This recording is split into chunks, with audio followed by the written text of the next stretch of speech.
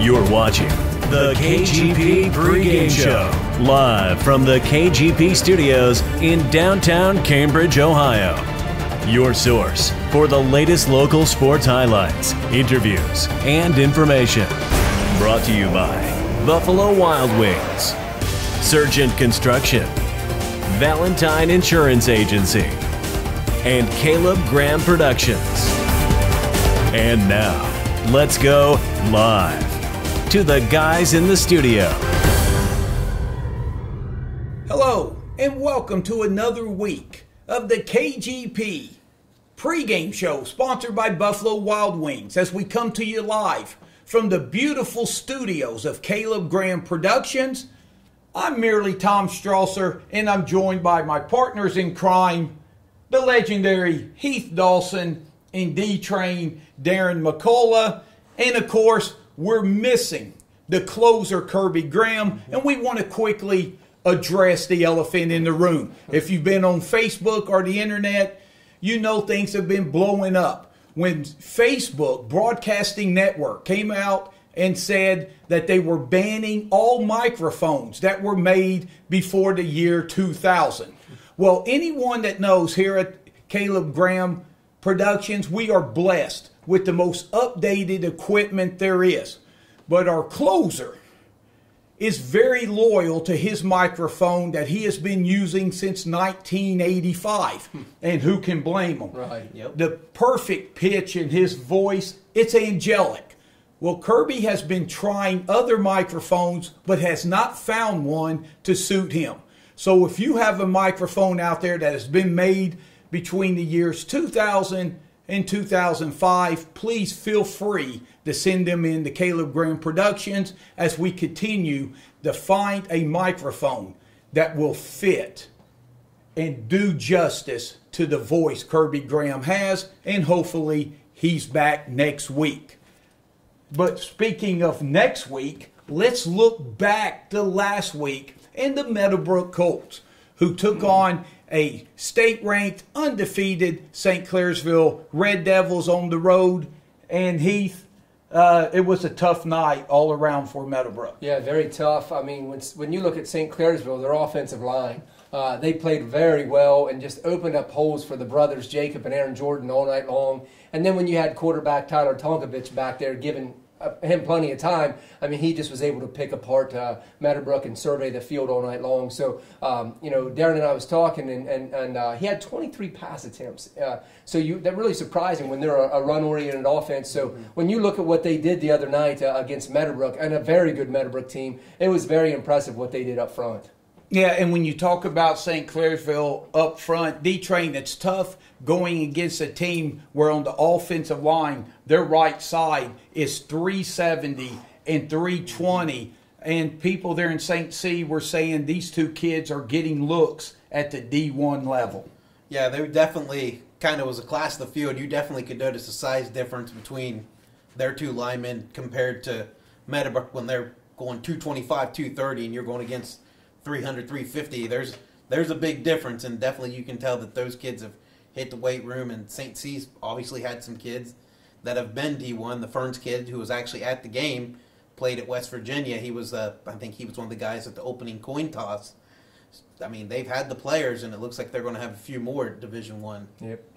And Heath, you mentioned Tonkovich and his ability to run and throw the football, but give Meadowbrook's defense a lot of credit. Last week when we reviewed the Barnesville game, it was the big plays. Right. Meadowbrook did not give up the big chunk plays against St. Clairsville. They made St. Clairsville work a lot of third downs and in a few occasions 4 downs to keep drives going. Yeah, I mean, I talked to Coach Clendenning, and that was some of the things he was mentioning. You know, when I asked him, hey, what's a couple of things that you took away from the game that you're really pleased with? And he said his defense. He said, obviously, they put points on the board on us. However, he said, early in the game, I felt like our defense held its ground, even at the line of scrimmage against their big offensive line. He said, unfortunately, the defense was just on the field too long, and we just couldn't hold up for 4 quarters. I mean, when you look, Meadowbrook had 2 early turnovers, and it was 14-0 like that. And you cannot do that against any team. specifically teams that have big playoff bound dreams. You know what I mean? So Meadowbrook just put themselves in a hole early, but Coach Clendenning said, I was really pleased with our defense for what they faced early on. Yeah. Hold on. Don't forget. Also, I was talking to you, Heath, before. Meadowbrook had one. Well, they didn't win the opening kickoff, but they got the ball first to start the game. They drive what looks like they got a first down on that first drive. Right. On a fourth down, they get the first down. They move the chains, put the first down marker on there, and Meadowbrook fans are up cheering, celebrating, got a first down. Now all of a sudden there's a delay in game, and we probably had a 5-minute delay. The officials are talking and discussing. All of a sudden they decide to measure whether it's a first down or not, and the referees go first down St. Clairsville when they already moved the chains, made the decision it was a first down. So I guess there is the red flag in high school football, and we just didn't know it. Massive momentum killer, obviously. Yeah, and mentally that was a big shift. I mean, when you're talking teenage boys here playing the game of football, that knocks your mentality for a loop. I mean, you're coming in here thinking you got a first down. Now all of a sudden you're playing defense. Yeah, and I had the opportunity. I asked Donnie Kearns today specifically about that. Had he ever seen or been involved in a game where they give you the first down and move the chains, and then the other team argues the spot, and then they bring the chains back and measure it, and that's just impossible. On Fridays and Saturdays, you can go to the instant replay and get an idea, but on Fridays, and he told me when they move the chains, it's automatic, and sometimes you may have to, if you missed it, you may have to say, hey, coach, we missed that one, but we said first down. And that gave St. Clairsville the ball at midfield. But credit Meadowbrook's defense, because when they got inside the 20, I think it was Boston Black who came up with a big hit and caused the fumble to get the ball back to Meadowbrook.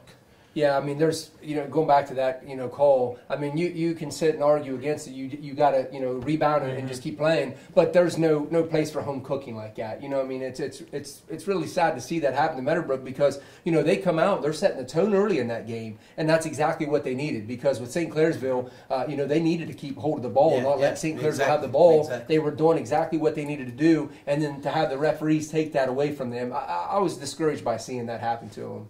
But I tell you what, though, I in no way am saying that cost Meadowbrook the game. St. Clairsville played better and deserved to win the ball game 100%. And probably would have still won the game. Yeah. And just the reason I point out that play was because just when you think you've seen it all, you haven't. And I have never seen that before when they've done that. Yeah. So that's the reason I kind of, mentioned that. But Meadowbrook's defense, they did a lot of nice things offensively. They moved the ball, but St. Clairsville, they're not going to give up the big explosive plays. So Meadowbrook moved the ball from the 30 down to the 30 a couple of times, but a couple of turnovers or penalties really hurt them. Right, bend don't break defense, obviously. But as you say, they did move the ball. And once again, I mean, you got to tip your hat to a sophomore quarterback, Josh Hupp again.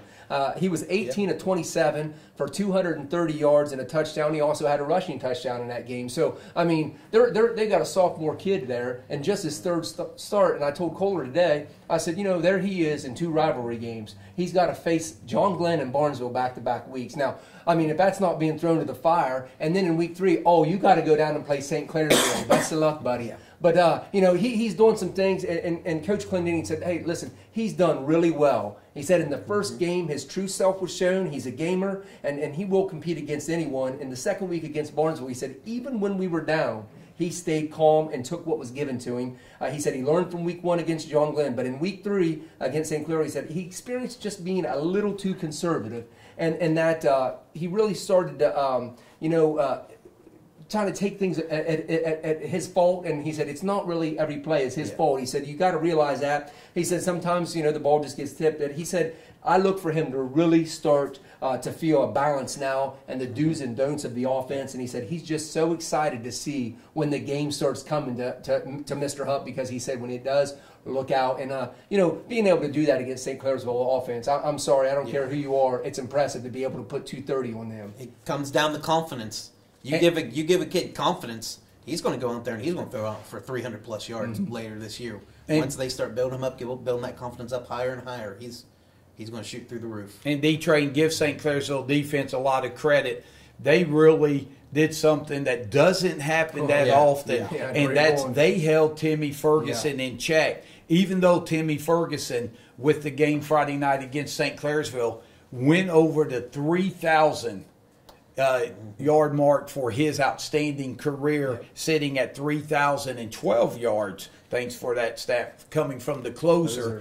But, they fed Ferguson the ball, and St. C, you could tell their goal was to slow Ferguson down and put it in the hands of the sophomore quarterback, who had an outstanding game, as we said. And you got to give credit to Timmy Ferguson. He's got 3,012 yards. Well, since his sophomore year, in my opinion, he's been, if I'm coaching against him, I'm stopping number one. Right. That's who I'm worried about. My first priority is to make sure Timmy Ferguson doesn't beat us. And so for him to have that many yards, and it's been impressive. I think they held him to 44 yards. Now, Meadowbrook did do some things where they got him out on the perimeter. There was a couple swing passes that worked with him, but for the most part, St. Clairsville knew where number one was, and that was a big part of them playing great defensively. Yeah, he barely eclipsed double digits in carries. He only had 10 carries for the game, but he still managed 4.1 yards per carry. So let's not say that he didn't have a good game.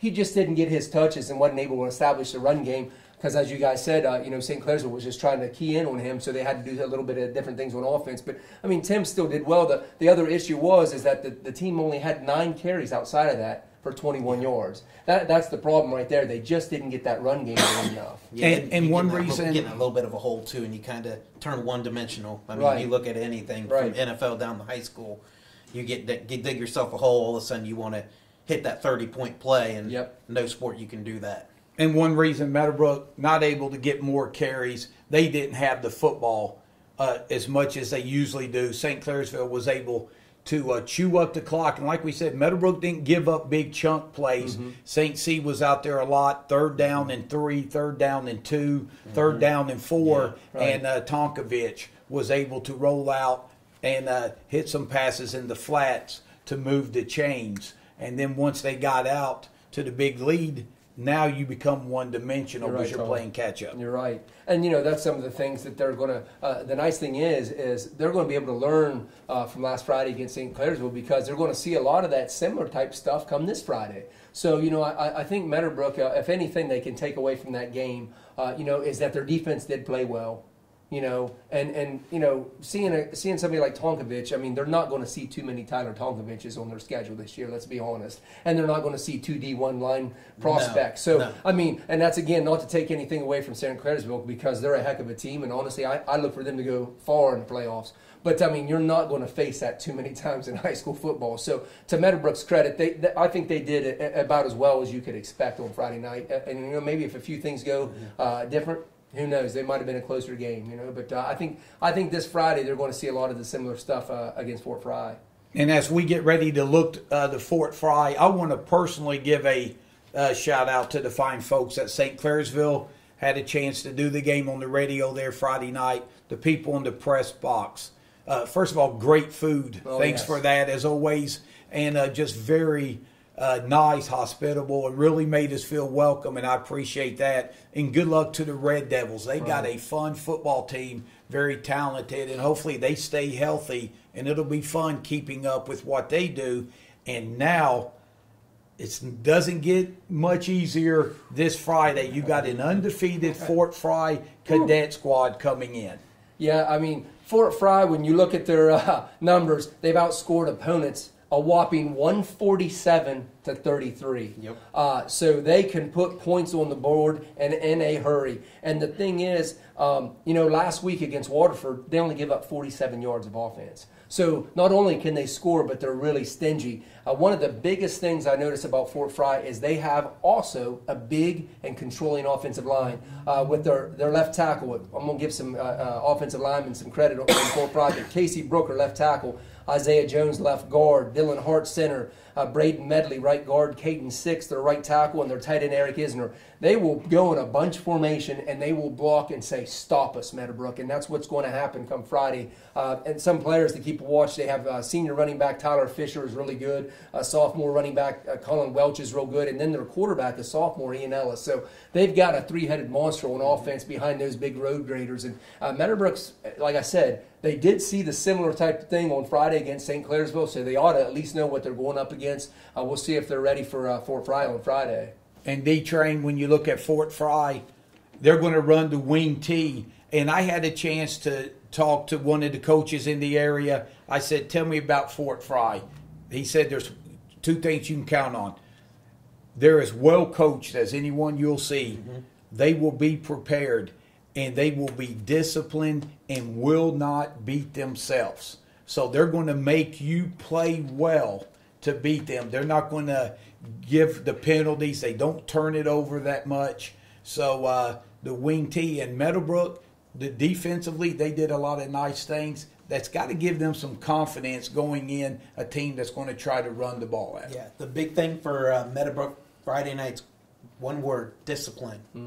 Because Fort Fry, when they run that wing T, your backside defensive end or backside linebackers have to be smart and be in containment because they're going to run a lot of misdirection. When you think it's going one way, all of a sudden they're handing off the other way. So you're going to have to be smart, heads up, and know what's going on.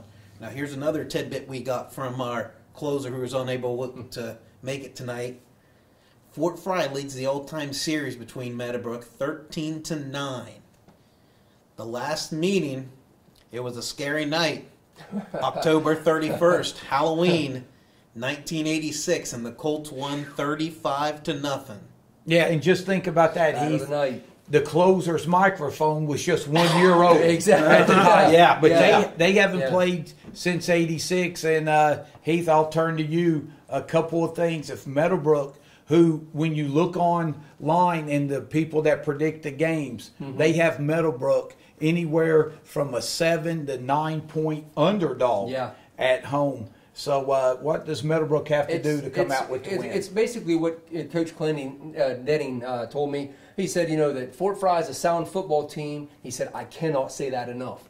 They don't make mistakes, they don't beat themselves, and they move in unison. I really like that he pointed that out. He said we need to be very disciplined, which is one of the things we need to work on aside from just this week. He said, so that really gives us a chance to drive it home.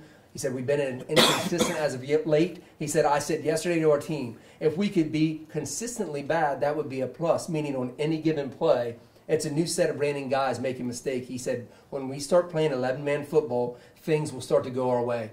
I expect Meadowbrook to play 11-man football come this Friday. A 2-game losing streak, some panics has started to hit Byesville, the Byesville streets, but I think people just need to, like I said about Cambridge last week after starting 0-2, pump the brakes on it a little bit. I think if they play the 11-man football this week that Coach Clendenning saying, I think Meadowbrook's going to be fine. I think they're going to pull off the upset. Well, the big thing is this is a completely different offense. You don't see the wing T run by too many teams anymore. Okay, with John Glenn, they had to work with the spread. Barnesville, they like to spread you out. St. Clairsville was a little balanced, but it was a lot of spread in there. So now all of a sudden you're talking about a team that's got it bunched in. Now instead of guarding the whole field, now maybe they only have to guard half the field or maybe at the most 3/4 of the field. So now things tighten up a little bit. I think that Colts defense is going to tighten up a little bit too. And guys, if they can get Fort Fry off the field on third downs, that gives you more offensive plays. Yep. And now Timmy Ferguson is getting touches that are in the 20s. If they can't get Fort Fry off the field and Timmy Ferguson runs the ball for 10, 11 times, they're going to be in trouble. But if they can get that, then that's going to set up Hupp, whose passing game just continues to grow leaps and bounds, and they're fun to watch. Meadowbrook is. Train touched on one thing. He's right. I think it's going to come down to Meadowbrook's defense, especially up front, because remember what we saw in week 1 with Rossiter and Rhett Dyer and some of the boys up front, getting into the backfield. If they can get through to that big Fort Fry line, Meadowbrook could be doing some good things on Friday night, but I think it's going to be a battle of the trenches, as the closer would say. It could be the game of the night. Well, that's our Meadowbrook Colts segment. And we're going to step aside, take a time out, and when we come back, we are going to talk about the Cambridge Bobcats. And again, we want to thank our fine sponsors, Surgent Construction, Legacy Builder, and Valentine Insurance Agency, as well as Buffalo Wild Wings. So we'll step aside and be back for more of the Buffalo Wild Wings KGP Pre-Game Show.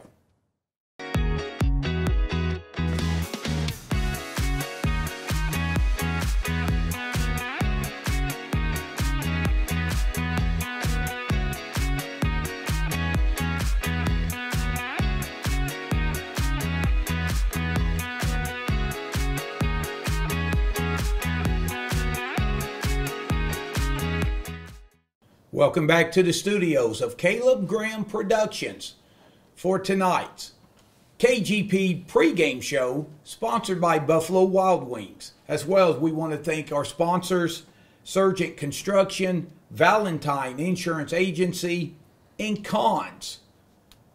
You've had their great potato chips.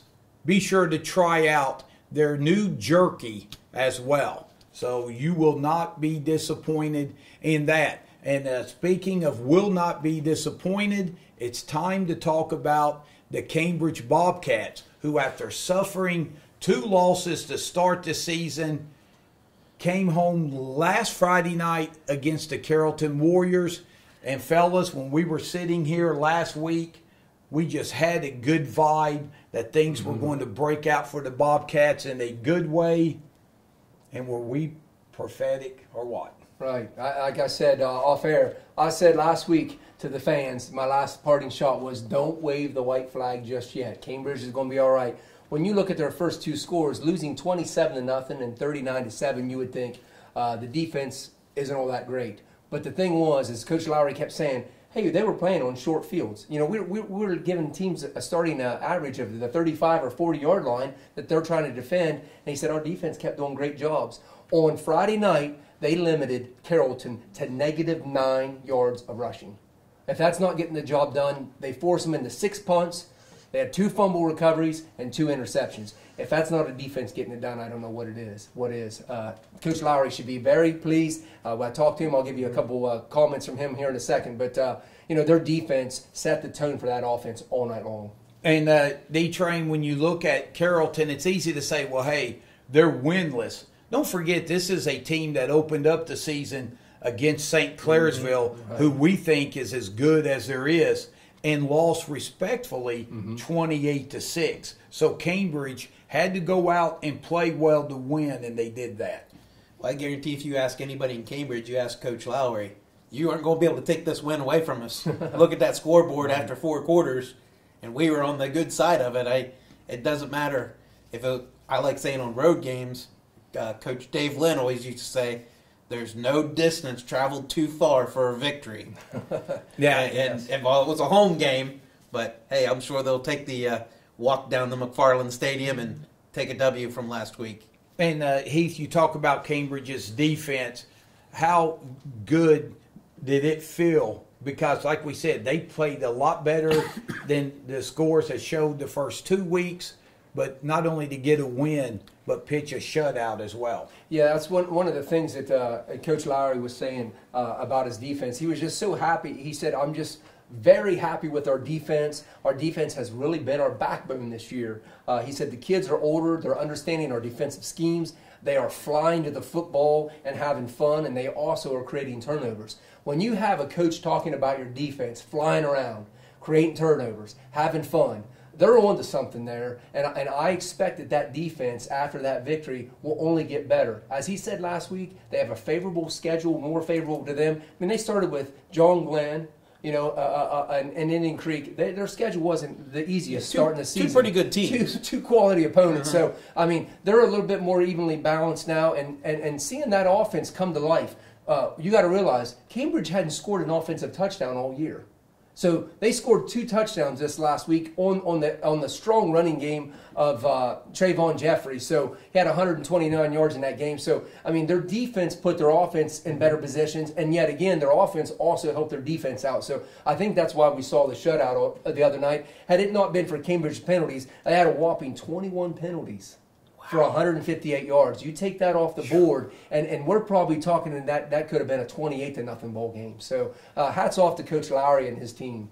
So it sounds like here one of the three of us is going to be racing to pick up that Cambridge defense on our high school fantasy football team. Yes. But that's the thing going forward. Cambridge cannot, as they move forward, looking at their schedule, rack up 21 penalties and give up that much yardage, because that's even more impressive that they got the shutout at 14-0. And D-Train, when you talk about the Cambridge defense, holding them to negative yards rushing, you know, any defense, if you can make a team one-dimensional, now you can go get after the quarterback, and what a difference that makes. Whenever you can pin your ears back and go after the quarterback, it's going to make a world of difference. Now, all of a sudden, that quarterback, when he was comfortable in that pocket earlier, now he's got 5 or 6 guys chasing him.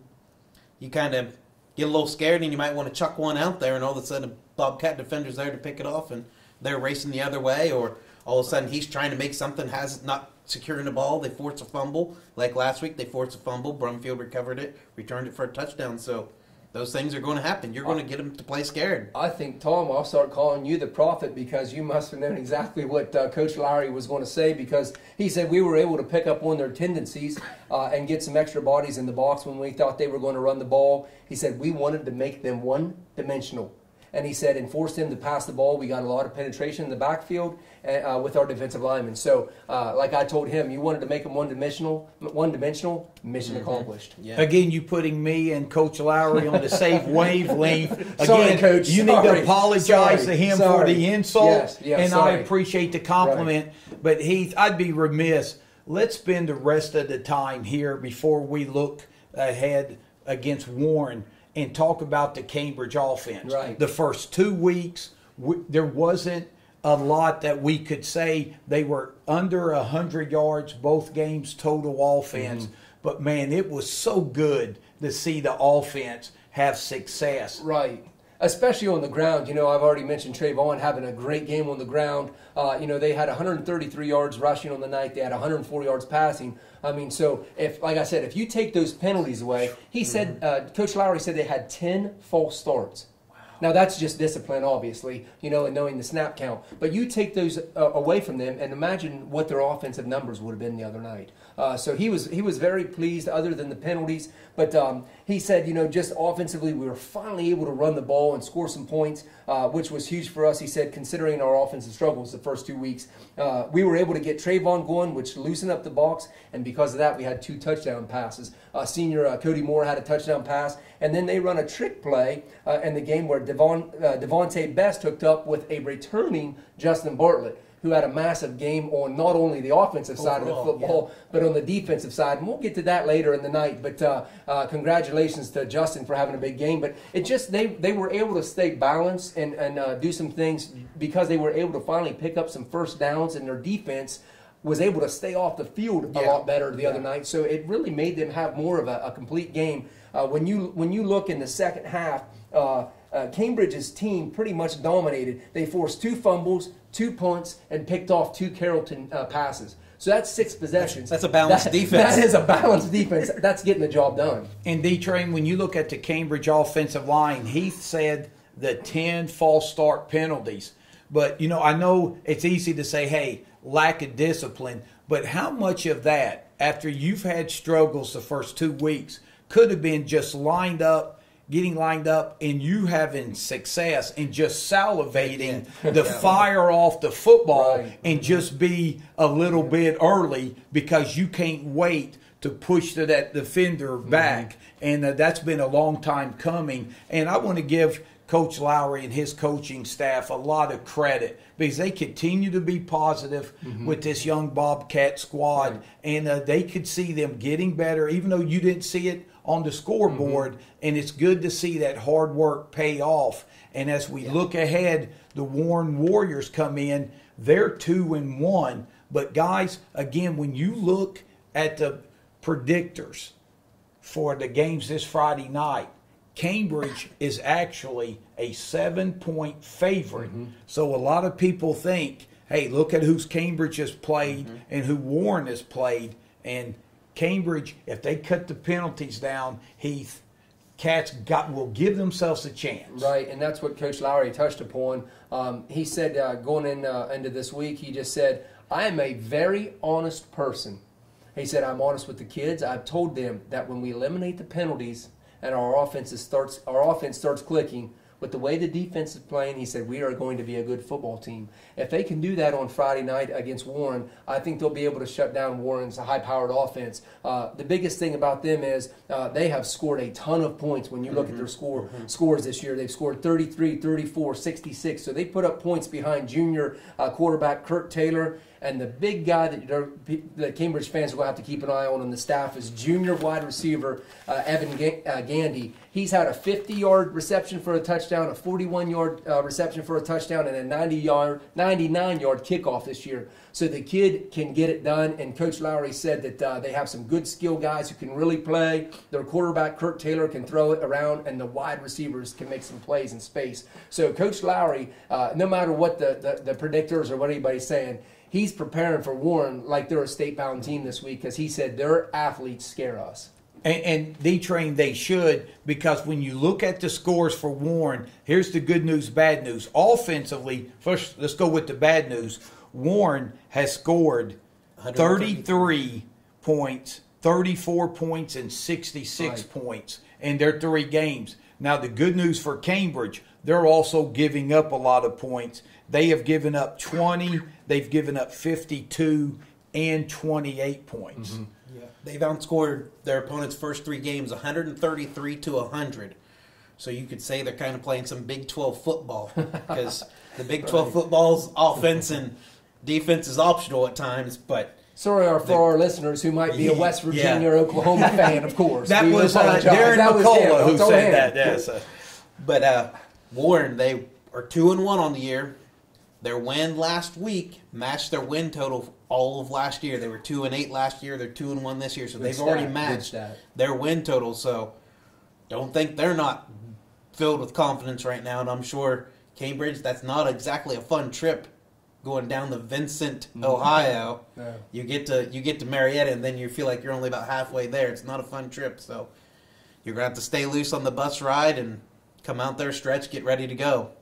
Man, hopefully Cat Nation will get into caravans and make that long trip and support Cambridge and Heath. If Cambridge is going to get to the 500 mark at 2-2, what's a couple of things that Coach Lowry and you think that they need to do well? Well, one thing is, from my point of view, is keep relying on that defense. With Blake Brunfield and Justin Bartlett. I mean, those guys and the Mobilini brothers. I mean, Cambridge has some names on that defensive parents, Gretchen and Sean. I mean, I remember when their kids were just little tykes, but these kids are players on defense. I think if that defense can step up on Friday night, Cambridge will be fine. But Coach Lowry, from his point of view, he said, I asked him, do you think that you can execute the offensive game plan again and duplicate it? He said, I do feel like our offense can execute the game plan this Friday. He said, like I said, this past week was a huge boost of confidence for our offense.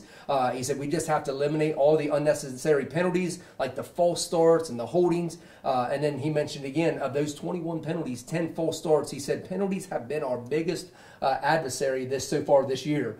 He said, I felt like we should have put more points on the board this past Friday, but we would put ourselves in bad situations because of penalties.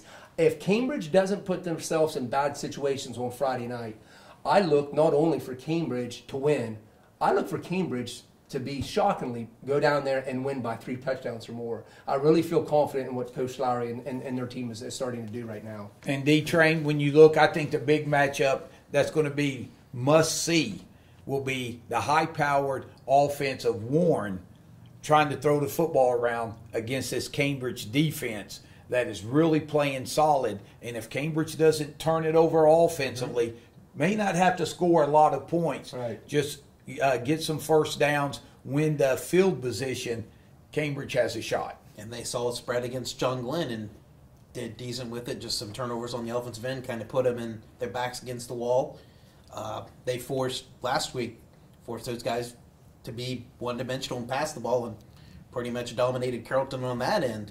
So they've got a good shot as any. I mean, I think, like Heath said, and we talked about last week, the little things, the communication.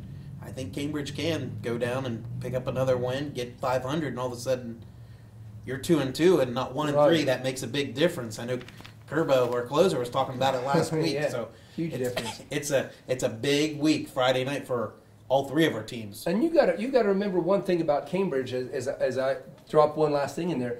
Cambridge has only given up one defensive drive all year long. Indian Creek went, remember how Coach Lowry was talking, they went one drive on them to score. Carrollton didn't score, and against John Glenn, they didn't put any drives that was over their side of the field. So Cambridge's defense, you really have to start digging into their defense. But when you've only given up one long touchdown scoring drive of the season, that's pretty impressive. And we're going to find out if they can hold that high-powered offense off the board this week, which I think they can.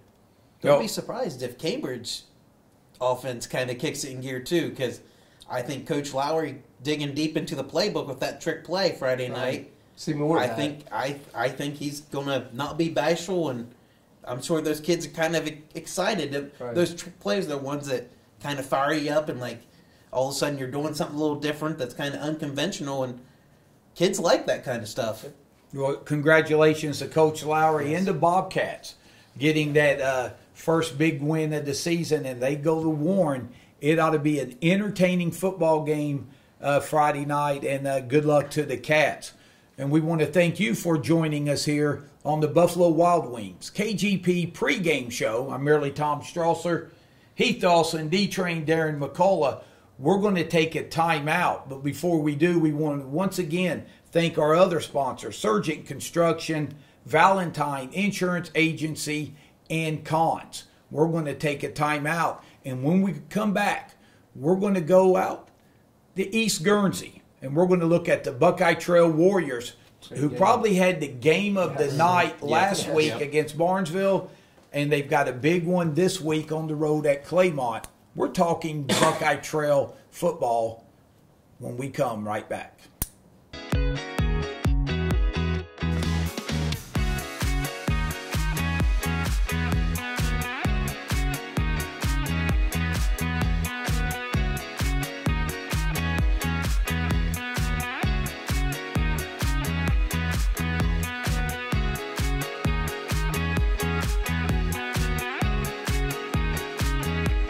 Welcome back to the studios of Caleb Graham Productions for this week's Buffalo Wild Wings KGP Pre-Game Show. I'm merely Tom Strasser, Heath Dawson, and D-Train Darren McCullough. The closer, Kirby Graham. Hopefully he'll be back next week to join us.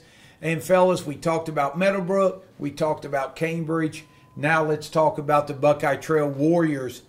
And what a wild night it was at East Guernsey last Friday against Barnesville. Yeah, it's just one of those games where, two teams coming in at 2-0, playoff atmosphere, and, really, neither team deserved to lose. They both played a great game. Unfortunately for our Buckeye Trail Warriors, Barnesville scored the final 12 points of that game, after being down 20-19 with 8:01 left in the third quarter. Very tough because Trail had two drives to come back and take the lead, and they couldn't capitalize. Had a big turnover there in the third quarter, and Coach Kearns and I talked. He said that was a massive shift in momentum. But you just can't take nothing away from Trail, even though they lost. And same with Barnesville. We've known what Barnesville done, as we all saw against Meadowbrook. But what a great ball game the other night. And it just, my heart goes out to Coach Kearns and his staff, because they do feel like they let one get through their slip through their fingers. And when that happens, it's just, you can't get that game back. But what a great game. And D-Train, when you look at Barnesville coming off their big victory at Meadowbrook, where they put 42 points on the board and really shocked a lot of people how well they played. It was amazing. Going into the Buckeye Trail game, not many people in the area was giving Buckeye Trail a chance at all, but to get to the fourth quarter with the lead says a lot about how well Buckeye Trail played. Yeah, that just shows how great of a job the Buckeye Trail coaching staff's doing with getting those kids prepared and getting them ready for Friday night. You got to give them a lot of credit. I don't think there was too many people that were saying, well, it's going to be a barn burner, close game. A lot of people were talking about, oh, Barnesville's got this game in the bags. Yep. So give Buckeye Trail's coaching staff a tip of the hat. They did a great job. And Heath, I said a lot of people didn't give Buckeye Trail a chance. inside that locker room, they were very confident. And having a chance to talk to Coach Donnie Kearns, he said the biggest, maybe the most disappointing thing was for 3 quarters. He said Buckeye Trail, he felt outplayed Barnesville, but especially on the line. He thought they won the battle of the line of scrimmage. And when you win that, more times than not, you win on the scoreboard. But 2 late touchdowns, they fell short. Yeah, I mean, I asked him, I said, hey, if I would have told you before the game that you're going to win the yardage battle, you're going to win the line of scrimmage battle, you're going to be winning 20-19 at the later stages of the game and have the ball twice, would you accept that? And he said, oh, yeah, I would have. So, you know, I mean, it's not like Trail played bad. I mean, they did some good things. But he said, you know, I'm really, you know, he was bummed, of course, but he said, I'm really proud. Despite the outcome, he said, because we controlled the game for 3 quarters. He said we had kids in position all night to make plays. I really feel that was one we let get away. I'm proud we never quit. He said they just kept, Barnesville, he said to their credit, they kept running that one pattern that we couldn't cover, and I don't know why. And he said we made adjustments we couldn't cover it, and that's the one play that I think kind of was a thorn in their side, you know, that was trouble. And I know, Train, you're going to talk about something else that gave them some fits there in the 4th quarter. But you know, it's you know they played their hearts out, and when you have you know, all those facts on their side, I mean, it is kind of hard to understand how Barnesville won that game. But again, credit to Blake Allen and his team, because they went into Meadowbrook. They won a tough game at Meadowbrook. They went, and that's a hostile environment. They go into Buckeye Trail in a hostile environment and do the same thing 2 weeks in a row. So I tell you what, I wouldn't want to play Barnesville, because those kids are sky high in confidence, and they think they can win any game in any kind of way. And they got another rivalry game this Friday. They're hosting, I think, Shenandoah. Yeah. So battle of the unbeaten. Right, Yeah. And D-Train, and credit Coach Blake Allen, because it would have been easy to maybe have a little letdown. But he knows the rivalry there with the Warriors, and it always is a very competitive game. And Barnesville, to their credit, they hung in there when they could have very easily let one get away. Yeah, unfortunately, our closer's not here tonight. But Friday night, Barnesville had their closer, and the big fella, Caden Lake, with those 2 fourth-quarter touchdowns where he was, as Chris Berman would say, rumbling, stumbling, mumbling all the way into the end zone. I mean, you watch the highlights on Caleb Graham Productions on YouTube, and he was a bowling ball, and not too many people were going to tackle him. And Coach Clendenning and Coach Kearns, they could have gave each other a hug sometime this week and say, I feel your pain. It was the same plan that worked against Meadowbrook. They put Lake at fullback, and he blocks for Meade for 3 quarters. He'll run the ball a couple of times. Then when it comes 4th quarter and your defense is worn down some on a hot, muggy night, now you put your fullback at tailback, and he is a bowling ball. And he hurt Meadowbrook in the 4th quarter and hurt the Warriors as well. And again, that's just a credit to Barnesville, because if you've seen it 3 weeks and they're still doing it, that's just a credit to that staff. I mean, if I was giving out a staff of the year right now in our area, it would probably go to Blake Allen and his crew, because, I mean, just what they've been able to accomplish, especially being down. You got to think Barnesville was down late in both games and was able to pull it out by outscoring. I think they outscored Meadowbrook 14-0 down the stretch, and then Trail 12-0 down, or 14-0 down the stretch. When you're doing that, I mean, that's pretty impressive to be able to do that. So, you know, I'm really impressed, you know, with what Barnesville's been able to accomplish. You win a lot of games by winning the 4th quarter. Oh, yeah. And Buckeye Trail, going into the game, we said that last week they were going to look to try to take Alex Meade out of the football game and attention, and give Buckeye Trail credit. They were able to do that, and then give Barnesville credit. Then Aiden Hannes was able to find Gage Hannes in the passing game for some big yardage passing there. 3 touchdowns for Aiden Hannes. And you keep Meade in check, and you say, hey, we stopped your number one weapon. Sometimes you got to tip the helmet to the other team because other guys stood up and made the plays. Yeah, that's exactly right. I mean, you know, Barnesville is able to spread it around and hurt you in different ways, and that's the thing that when you have a high school team that is able to have different weapons, especially a small school. A small school is Barnesville. Exactly. Yeah. Good point, Train. A small school like Barnesville. I mean, when they're able to keep throwing different people at you, it's like it does get to a point like, who do we stop? What I mean, but you know it's coming. That's the one thing also. So hats off to Barnesville. I can't say enough about them. With what they were able to accomplish. I mean, I know I said that already when you asked me, Tom, but it's really impressive because Trail, let's not take anything away from Trail. Trail is a great football team. People that didn't think Trail was good going in, I mean, I heard people in the street saying, maybe a 4-6 season and stuff. That's not a 4-6 football team, folks. That right now that's a 3-0 football team. I mean, if you hadn't been at the game, they could have won. And with another one coming up, I mean, Trail was a very good football team.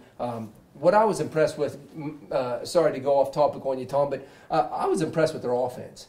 You know, when Coach Kern said last week, hey, we're going to throw everything at them, and they did. When they had 352 yards of total offense. If you would have told me that Trail was going to have 352 yards of offense, I would have thought they probably would have beat Barnesville by a few touchdowns. And Coach Kearns did say that he felt like they did leave some points out there. But when you're averaging 4.89 per yards on the ground, and you've got a senior quarterback, Isaac Hickman, who threw for 215 yards, ran for 95 yards, had 2 touchdowns. Rominger again, I mean, Mr. Play, big play, Ronnie Rominger, another big one the other night. Train, what was that yardage? 61-yard touchdown. 61-yard touchdown after a big one at Caldwell. I mean, 141 yards receiving the other night. I mean, Trail's offense was very good the other night, you know. Yeah, and the thing is, you talk about Isaac Hickman at quarterback. The first 2 weeks, Buckeye Trail passed for less than 100 yards. We come on and we kept saying, Coach Kearns is saying they can throw the football when they have to, but when you're averaging over 5 yards a carry, you run the football. Exactly. If it isn't broke, don't fix it. Yeah, Barnesville was able to slow down the conventional running game from Buckeye Trail, which forced Isaac Hickman to be the total dual threat. 215 yards passing, a touchdown and an interception, but also ran the ball 16 times for 95 yards. And give Barnesville credit, they wanted to key on Jack Perry. They were able to slow him down some, just like Trail did Meade. And credit Buckeye Trail. Other guys stepped up. Right. Hickman did it with his legs and his feet. And Ronnie Rominger, 4 catches, 141 yards, and another touchdown. He caught one that was intercepted. Right. Barnesville it looked like an interception, and he took it away. He had a couple of acrobatic catches, and I'm hearing out there at Trail, remember last year, Ronnie Rominger, not a lot of tape on him because he was hurt last year. Now, Trail's getting some calls from some colleges at the next level saying, hey, where did he come from? I would say that his new nickname is Big Play Ronnie, because that's what the guy does, is make big plays. He deserves what he's getting so far. I mean, like Train said in week 1, when he Randy Mossed the Caldwell defender, and that's on KGP Productions. If you want to go back to week 1, I suggest you go watch that play. It was phenomenal for a high school kid to make that kind of play. But I want to go back to one more thing. When we talked about Coach Kearns about opening it up, he said that he was happy this week with the way they did open it up, but he said it's a double-edged sword. He said, I look back and I wonder, had we slowed the game down like we did in the first 2 weeks, would it have been different? And that's always bad when you're when you have to sit at home and second guess. He said, it would have limited their offensive touches. He said, as you know, we didn't defend their flood pass all night. I'm saying that I think we had a good offensive game plan. We could do whatever we wanted to all night. I felt like, though, we left 2 touchdowns or maybe 3 out there that we didn't capitalize on. It's just a tough pill to swallow. And, I mean, when you look at what Ronnie Rominger did, what Isaac Hickman did, what their defense was able to do throughout most of the game, you do feel bad for Coach Kearns. And I'm sure, like you said, seeing him out there at Trail this week probably was like a funeral procession, just seeing him in the hallways, I imagine. But I tell you, when you look Buckeye Trail's offensive line, they kept a clean pocket. Barnesville didn't have any sacks. We seen them give Meadowbrook fits in the second half of their win over the Colts. and Trail was able to get only 1 sack. And if you can get your hands on Aiden Hanna's, congratulations. They should have stopped the game right there and awarded someone a game ball. He's almost impossible to sack. But, we mentioned the games Rominger had. Gage Hanna's 108 yards and 2 touchdowns for Barnesville. It was just an explosive night. And like you said, it was tough to see one of those outstanding teams lose. But now Buckeye Trail has to bounce back and play a very deceiving Claymont Mustang team this week. Yeah, and Claymont is coming off of a 1-9 season. They're 0-3 to start the season, so you may think, maybe they're not so good. And they have struggled offensively this year. They only put up 93 yards of offense against Aquinas and 156 against Northwest, most of that coming late. So they have struggled offensively really bad. But one offensive bright spot is sophomore running back Brody Rao. Keep an eye on him. Coach Kern said that he is a great player. He's fast, physical, and he runs hard. And he said, we're going to have to gang tackle him. When Coach Kearns is saying that, when you know you got Jack Perry and Connor Pushkarich on your team, and you're having to say we're going to have to gang tackle this guy, he must be pretty good.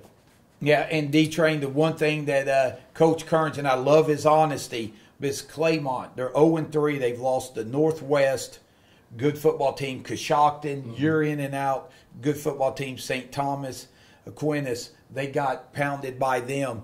Coach Kearns said, Strasser, I'm going to tell you, if they played our schedule, they would be at least 2-1 right now themselves. Right. They're senior laden, they're big, and Trail's going to have to go on the road. Claymont, we know from the ECOL days, not an easy place to get a win. And Trail's got an opportunity. If they play like they did against Barnesville, I like their chances. Me too. But they're going to have to play well. Only 4 penalties, I think, in the Barnesville game, which they, closed that down. Trail had an interception. Connor Pushkarich picked one off, but there was a defensive penalty. And like I said, only 4 penalties. If they can do that, they'll have a chance. But this is not a walk in the park. No, and you're right, Tom. I mean, he said that they're big, physical, and athletic. And one thing that is a good factoid, he said they are 0-3, but that's the nature of the beast when you jump 2 divisions up in Ohio High School Football Association. So not only is Claymont, struggling, but yet they've jumped 2 divisions. So if you brought them back down those 2 divisions and played a different kind of a schedule, as Coach Kearns alluded to, maybe it's different. But he said, last year we beat them handily, but they were down 13-0 last year in that first quarter against Claymont because they couldn't match them physically, he said. So he said that's a concern of mine going into the game, but he said, I think our kids are in a great state of mind after the Barnesville loss. So I would look for Coach Kearns and them to come out and play smash mouth football, maybe getting back to running it with Perry a little bit more this week because they remember that 13-0 hole they put themselves in early last year. But it's nice to know, D-Train, for Buckeye Trail, for the faithful out there, if you want to load up the box and say we're going to stop the run, Hickman can run it and he can also throw it. And if you want to put everybody in the box and guard Ronnie Rominger one-on-one downfield, or Franco Rome, or Trey McGilton, one of those, then good luck. And I think another thing that Hickman kind of throws off that you don't see very often, he's a quarterback and he's left-handed. So all of a sudden the field's kind of flipped. You're looking into a mirror. And that, just something that sounds silly, but something, just that little bit difference kind of can throw off a defense. They're not used to seeing that guy all of a sudden he's rolling out to the left instead of the guy rolling out to the right. Boy, you threw me off there. That was deep, D-Train. Good factoid. All right, Heath, you're up, my man. If Buckeye Trail's going to get back on the winning track at Claymont, a couple of big keys. Really is putting that Barnesville loss behind him. And I as Coach Kearns alluded to, their kids are at a good spot. The thing is last week too, they opened up that playbook a little bit and had more balanced offense. I think if they're going to beat Claymont, as we all know, whether Claymont's 0-10 or 10-0, they're always physical. It doesn't matter what their football team record is, they're always physical. I think Buckeye Trail is going to have to come out and set the tone early and basically just ram it down their throats. If they maybe stack the box a little bit, maybe get Franco Rome and Rominger out in some open space, make some plays. But I just look for Trail just to come out, do what they've done the first 3 weeks, because obviously it's worked. If it's not broke, don't fix it. So that's kind of the way I look at, but they are going to have to keep an eye on that Rao kid, because, they did struggle a little bit at times stopping the run last week. I hope that they don't let those kids get out in some open spaces. They do have another player, a receiver, Hunter Heslip. It's another good athlete that they have that you're going to have to keep your eyes on. But I look for Trail to go up there, and honestly, I think that they'll right the ship this week and win pretty impressively. Train? And I can't stress the importance of this week to Buckeye Trail, because I pulled this up on my phone. I knew their schedule, because the IVC, in my opinion, may be one of the best football conferences in the area. So now this is their schedule the rest of the year. Okay, they're hosting Claymont. Claymont's a Division 14. Buckeye Trail's Division 6. So you're talking about 2 divisions higher than them. Then they host Indian Valley, who's notoriously in the playoffs. A Division 4 team. Yep. They go to Strasburg, who's 2-1. Usually always a pretty good program. Can be in and out of the playoffs. They go to Malvern, 2-1. Another team that's in and out of the playoffs throughout the years. Host TCC, Tuscarora Central Catholic, another playoff team that you see in the postseason. Host Sandy Valley, 3-0, another team that you're talking about playoffs. And then they finish with a trip up to East Canton. So there's no cupcakes here the rest of the way. No. It's going to be a battle, and it's going to be a slugfest every Friday night for them. But Coach Kearns, one thing about him. He'll have them ready. He's going to focus on Claymont first, and then worry about next week. So, just talking to him, I kind of sense his confidence this week, because when you do let a win slip through your fingers, sometimes it can be demoralizing. Maybe your team and program falls back a little bit. But from everything I picked up from him, it sounds like they are amped and ready to go, and that Barnesville loss is put in the rearview mirror already. Yeah, and they'll be focused in on week 4 in the Claymont Mustangs. And as far as playoffs, you talking about playoffs? Let's 1 week at a time, and things will work out as they should. So that's our segment with the Buckeye Trail Warriors. Again, you're watching the Buffalo Wild Wings KGP Pre-Game Show live here from the studios of Caleb Graham Productions. Again, we want to thank our other sponsors, Surgent Construction, Valentine Insurance Agency, and Conn.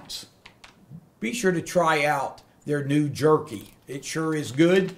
And we're going to take our one final timeout, and when we come back, it'll be time for the BW3 panel picks. We'll step aside and be back after this timeout.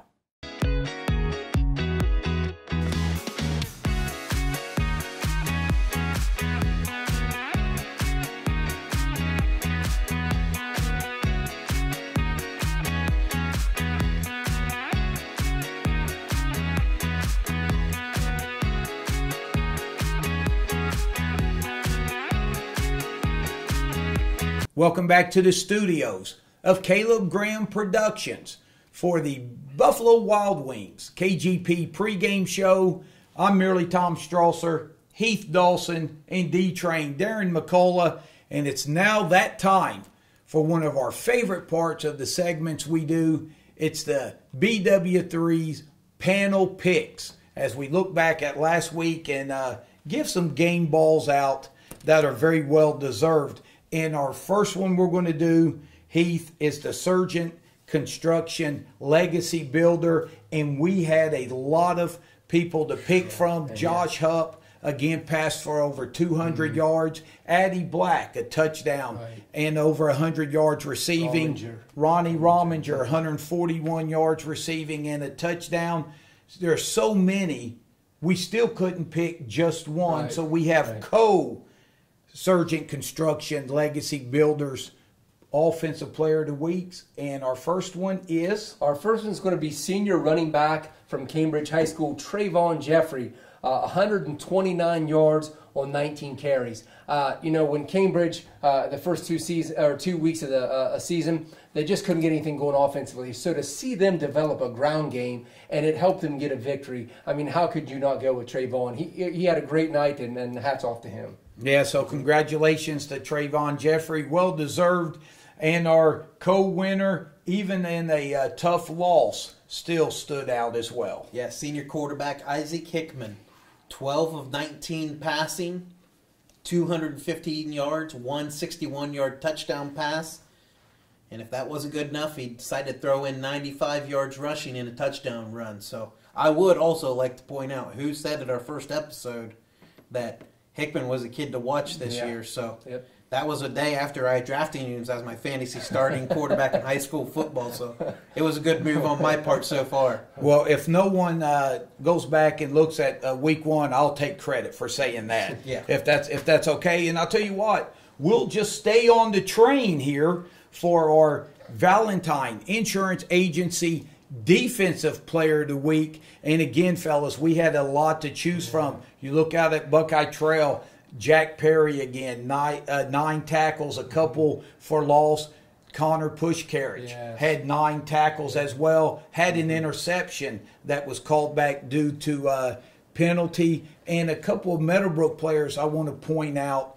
Boston Black, with his performance, he now moved up on the all-time records. He is now 7th all-time tackles for Meadowbrook. And Brady Ladd, what a solid job he does.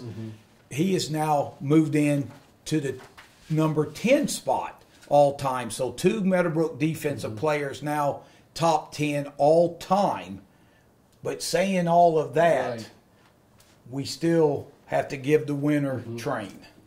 Yeah, and I'm sure that the Cambridge people were whistling a little welcome back Cotter in their in the locker room and in the hallways as Justin Bartlett returned. Another kid we could have gave as offensive player. He had 2 touchdowns for him.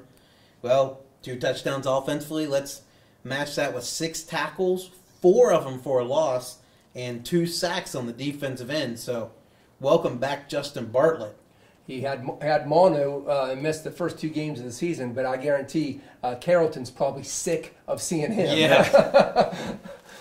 Oh, goodness. Yeah. And hey, nothing like winning the Valentine Insurance Agency Defensive Player of the Week along with your teammates pitching a shutout. That's special. Oh, yes. I mean, and Bartlett, one of the keys. The Mobilini boys also had another big game. And then Blake Brumfield, Sheer Designs, his mom owns that business. Go get your haircut there. But, Cambridge, their defense, it was already solid. But to get Bartlett back in the mix with that, Cambridge's defense is just going to be good, I think, for the rest of the season. Well, fellas, this wraps up another enjoyable and fun time, but D-Train? We got one more. Don't forget. How could I do that? Yes. How could I forget the play of the week? And again, we had some big plays. You talked about Bartlett with a couple of touchdowns.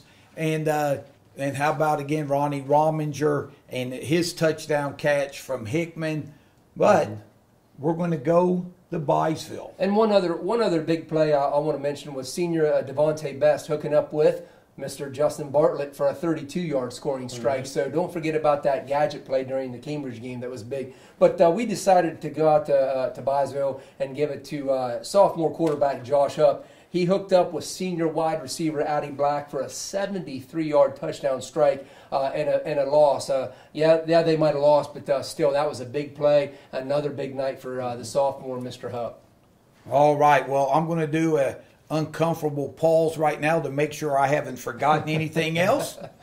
You're good. Okay, we're good. All right. Well, once again, we want to thank you for tuning in for the Buffalo Wild Wings KGP Pre-Game show. This is our 3rd one, and we're having a lot of fun, and we hope you are too. And remember, Buckeye Trail travels to Claymont, Cambridge travels to Warren, and if you can't make it to one of those games, come to Byesville for the big one, Fort Fry at Meadowbrook. It ought to be a lot of fun. For Caleb Graham, behind the camera, doing a great job as always. And the closer, Kirby Graham, gets his new microphone. He'll be back next week. I'm merely Tom Strasser, Heath Dawson, and D-Train Darren McCullough, wishing everyone a pleasant rest of the week and weekend, and get out and support your favorite high school football teams. And we'll see you next week here at the studios.